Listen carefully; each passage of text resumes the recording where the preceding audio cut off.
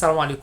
الفيديو ده للناس اللي ما كانش عاجبها ان احنا في اخر فيديوهات لينا على القناة ما كناش بنقول اسعار المنتجات، وقالوا انت كده ناوي تبيع بالذمتين، انت ليه طيب غيرت نظامك؟ انك كنت بتقول السعر في اخر الفيديو وكده غيرت مبدأك، والموضوع وصل يعني تخطى الهجوم ووصل كمان للشتيمة. النهاردة هوضح لحضراتكم مثال بسيط جدا تفهموا منه ليه ما ينفعش انا او غيري نقول سعر المنتج في الفترة اللي احنا فيها دي، ولا قبل كده بشهور، ولا حتى كمان الفترة اللي جاية، وربنا يسترها في اللي جاي ان شاء الله. ليجند الشحن، فاكرين الفيديو اللي عملته عن المكنة دي من حوالي 3 شهور؟ وكان ساعتها سعر المكنة حوالي 3000 جنيه.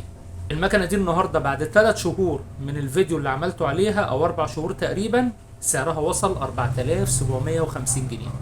عشان كده ما ينفعش اقول حتى السعر الحالي بتاع المنتج، وعلشان كده بفضل ان انا اخلي التواصل يبقى على رقم الواتس، بحيث ان حضرتك وقت ما هتكلمني تسأل عن المنتج ده او اي منتج من المنتجات التانية هقول لحضرتك السعر الحالي كذا.